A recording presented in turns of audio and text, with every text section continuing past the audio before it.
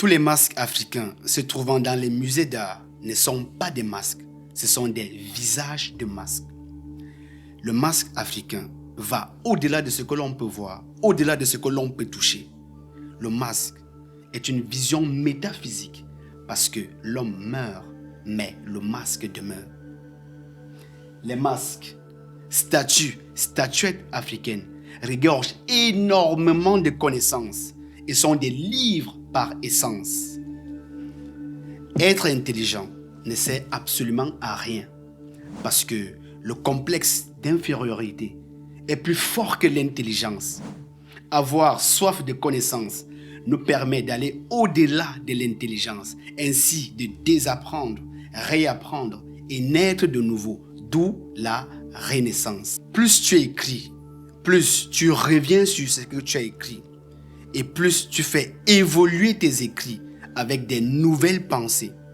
Ainsi, c'est l'écrit qui fait évoluer la danse et non pas les jambes, les jarrets et les mollets, bien qu'il faille les prendre en compte. Absence de vocabulaire égale absence de dimension artistique particulière. L'appellation danse africaine signale une origine géographique et rien d'autre. Restez bien scotchés avec moi parce que on va étancher notre soif de connaissance à mesure que la vidéo tourne. Que le spectacle commence. Le complexe d'infériorité est plus fort que l'intelligence, dit Franck Fanon dans son livre. Mais la soif de connaissance nous permet d'aller au-delà de l'intelligence, ainsi de désapprendre, réapprendre et naître de nouveau, d'où la renaissance.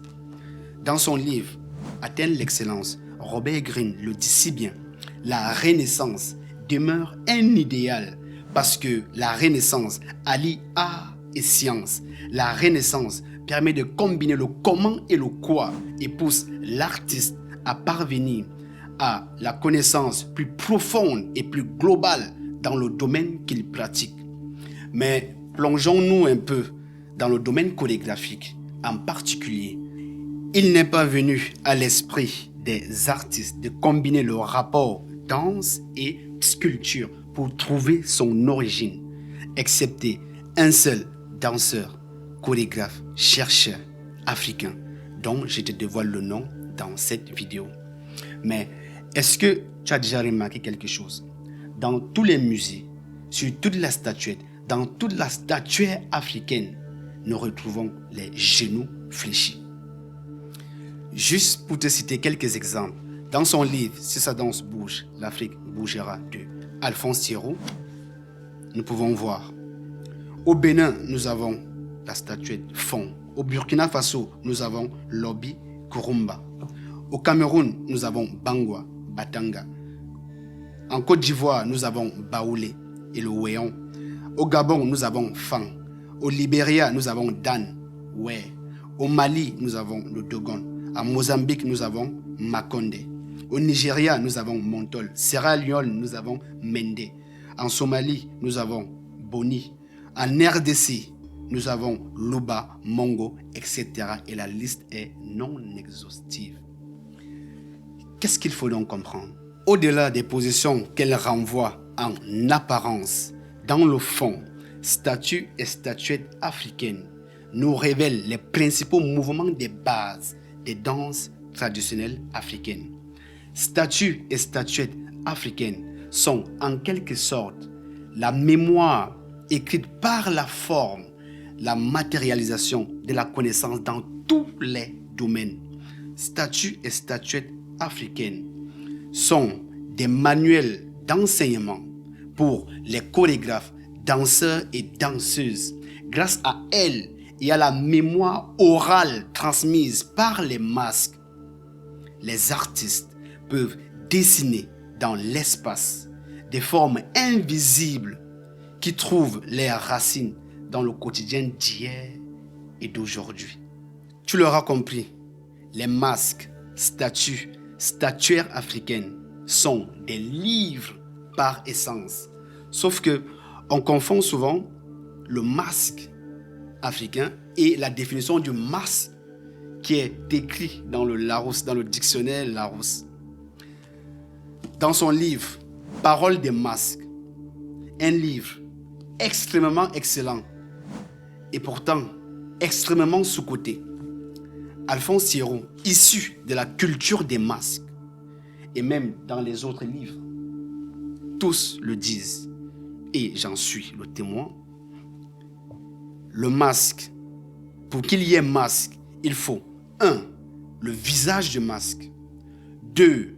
Ce qui couvre le masque, donc le costume. 3.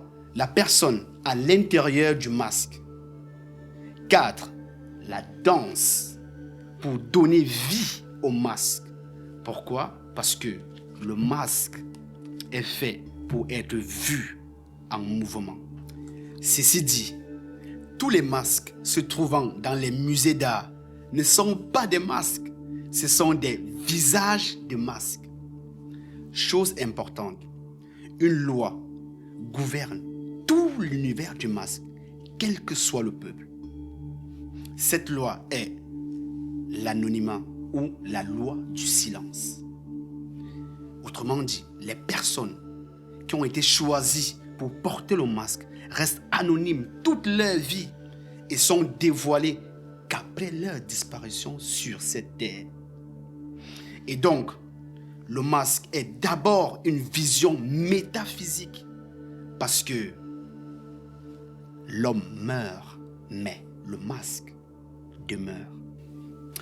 Si la vidéo te plaît, tu peux soutenir notre travail, donc liker, t'abonner, donner ton point de vue en commentaire, aller visiter notre site dédié à l'art et bien plus encore. Donc, tu vois, c'est à toi de voir. Sache donc qu'il est presque impossible de comprendre l'univers des masques, statues et statuettes africaines en excluant ces danses. Parce que la sculpture africaine et ses danses ne font qu'un. Les séparer, c'est comme dissocier le corps et l'âme. C'est vide. Comprendre comment sont composées les danses africaines, c'est comprendre sa sculpture et non l'inverse. Parce que c'est la danse qui suscite la sculpture des masques, statues et statuettes. C'est la danse qui préside aux destinées des masques. C'est la danse qui occasionne la sortie des masques. C'est la danse qui est la signature des masques. C'est la danse qui donne vie aux masques. Comprenons-nous bien. Loin d'être un divertissement, la danse reste l'élément majeur de la culture africaine. Parlant de culture, chaque danse s'enracine dans la culture qui l'a produite.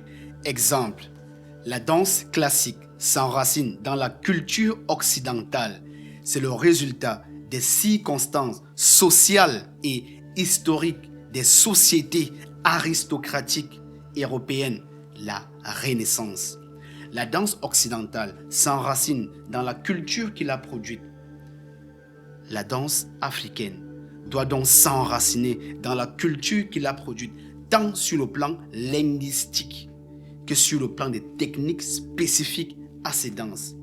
Or, l'appellation danse africaine contribue à son inexistence parce que danse africaine signale beaucoup plus une origine géographique et non une dimension artistique particulière. Remarque, et tu seras d'accord avec moi, les autres danses sont désignées selon un mode historique ou temporel.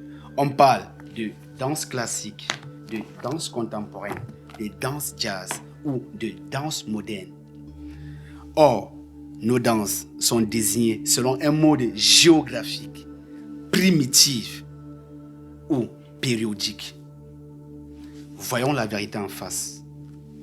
Les danses africaines souffrent de son absence de vocabulaire. Oui, on est bien d'accord que la transmission des savoirs dans la culture africaine, en particulier la danse, s'est fait beaucoup plus de manière orale qu'écrite. Mais cela ne doit pas servir d'excuse pour ne pas écrire sur nos danses. À plusieurs reprises, j'ai entendu autour de moi, de la part de mes semblables, que la danse africaine ne doit pas faire l'objet d'un écrit pascoral, que nous n'avons pas besoin d'un livre pour danser. Ou alors, à quoi peut bien servir un livre sur la danse africaine? Que nous n'avons pas besoin de réfléchir sur notre culture, ni même sur notre pratique artistique. Pourquoi? Parce qu'affirme-t-il, l'oralité, le non-écrit, c'est la voie de la sagesse. Il est donc primordial de rappeler ce que dit le masque. Au peuple, se détournant du livre, voire de la réflexion par l'écriture, il est aisé de prédire l'accroissement des oppressions de toute autorité. Alors, il n'est pas question ici d'abandonner notre culture orale. Non, loin de là. Parce que la culture orale garde quelques-uns des trésors de la sagesse africaine. Mais personne, absolument personne, ne nous fera croire aujourd'hui qu'il est possible de gérer un État moderne en négligeant la lecture et l'écriture. Parce que c'est l'écrit qui fait évoluer la danse et non pas les jambes, les jarrets et les mollets. Tu le vois, il y a des écrits sur les danses contemporaines, les danses classiques, les danses jazz, les danses indiennes, les danses japonaises. Mais de l'autre côté, les danses d'Afrique, il n'y en a pas, elles sont muettes. Donc réfléchis-y. Si tous les chorégraphes africains théorisaient leur vision chorégraphique et popularisaient le vocabulaire des danses traditionnelles africaines et allaient au-delà du simple fait de danser et de donner des stages, la nouvelle génération progresserait rapidement et une culture chorégraphique innovante émergerait. Sauf que ce n'est pas le cas. La preuve, il y a de cela 23 ans, le Télérama 2651 soulignait déjà l'absence presque totale des textes écrits par des Africains sur la danse africaine. Malheureusement, cette situation persiste encore aujourd'hui. Il est donc indéniable que le vocabulaire des danses traditionnelles africaines demeure un sujet préoccupant. Comme dit Timothy Ferris dans Tribu des mentors, des meilleures questions donnent des meilleures réponses, mais des meilleures questions posées dans le mauvais ordre donnent des mauvaises réponses. La question de l'essentiel et de l'urgence a été inversée par mes semblables. Et tu peux même le voir, la danse africaine est omniprésente lorsqu'il s'agit de culture africaine. Mais lorsqu'il s'agit de son étude, elle est totalement absente. Et tu peux toujours le remarquer. Par exemple, où sont les travaux réalisés sur la danse traditionnelle africaine effectués par des chercheurs africains? Où sont les analyses, les écrits, les publications, les fruits des recherches effectués au niveau des institutions africaines par des chercheurs africains, comme cela s'est fait partout ailleurs? Tu peux le voir, tu vois, il y a tellement des écrits sur la danse contemporaine, etc. Sur le plan artistique, en dehors des stages et des cours dispensés ici et là, où sont les ateliers des recherches sortant des sentiers battus, loin de tout esprit de compétition, mais venant apporter un esprit d'innovation? Est-ce que la recherche fondamentale existe en danse africaine? La recherche fondamentale ne précède-t-elle pas la recherche appliquée? Tu vois donc avec moi que, à force d'oublier l'essentiel pour l'urgence, nous avons fini par oublier l'urgence de l'essentiel. Et le pire, c'est que pour combler cette lacune, qui est grave, nous avons pris l'habitude, la fâcheuse habitude, de répéter sans analyse tout ce qui a été écrit, publié sur la culture africaine par des personnes qui ne maîtrisent pas nos langues, ni même ne comprennent nos langues. Et ce qui a donné naissance aux expressions, par exemple, comme danse du chasseur, danse du pêcheur, danse de la récolte, fait pousser la récolte, danse de la pluie, fait tomber la pluie, ou encore des expressions comme nous avons la danse dans le sang, les Africains ont la danse dans le sang, nous avons le rythme dans le sang. Aïe, aïe, aïe. Regarde, le livre de Germaine Acogny, tu vois, elle écrit on affirme que les Africains sont spontanément et naturellement doués pour la danse, qu'il leur suffit de laisser aller leur instinct. Pourtant, pendant l'initiation, ils se rendaient dans la forêt sacrée pour y apprendre les danses. Il faut donc cultiver le don naturel par le travail. Contrairement à l'idée reçue par la plupart des gens, les Africains n'ont pas le rythme et la danse dans le sang. Le rythme n'est pas africain ou même brésilien. Le rythme n'est pas l'apanage de certains peuples. Le rythme est universel parce que le rythme, c'est le battement des cœurs. Et donc, la danse n'est pas une question de sang. La danse est une question de culture. Il faut donc comprendre que ces thèmes prouvent la négligence et l'ignorance de leur auteur. S'ensuit la paresse intellectuelle que nous avons pour mener la recherche sur cette culture africaine en général et sur la danse en particulier. Dans son livre « Si sa danse bouge, l'Afrique bougera » d'Alphonse Thieroux, il dit « Connaître un problème est une nécessité. Trouver des solutions est un devoir. » Et donc, la solution c'est 1. L'écriture sur le vocabulaire des danses traditionnelles africaines. 2. La popularisation de ce vocabulaire. Exemple, Pierre Beauchamp, chorégraphe de Louis XIV. Oui, Louis XIV, c'est un danseur. Ouais. Chorégraphe de Louis XIV, étudie les ballets des châteaux et des salons et donne naissance à la danse classique ainsi qu'à ses 5 positions de base. François Delsart étudie le système expressif du corps et invente ce qui sera plus tard les principes des danses modernes. Dalcroze, convaincu du fait que la connaissance du rythme ne peut passer que par l'expérience du corps en mouvement, invente ce qu'on appelle la pédagogie du rythme par le mouvement. Rodolphe Laban classifie le mouvement selon leur durée, leur énergie, leur forme dans l'espace et crée ce qu'on appelle l'aba-notation. Et toutes ces études-là, ça a été popularisé par des chorégraphes comme Marius Pepita, Merce Cunningham, Isadora Duncan, Martha Graham, etc., etc. Maintenant, je te cite Alphonse Thieroux, mon auteur préféré, le génie du XXIe siècle, pour moi. Paix à son âme, il étudie les masques, statues et statuettes africaines et crée ce qu'on appelle le doublé. Il dédie un livre à ce sujet, Alphabet de la danse traditionnelle africaine. Donc, danse africaine qu'on dit là, qui donne une dimension géographique. Non.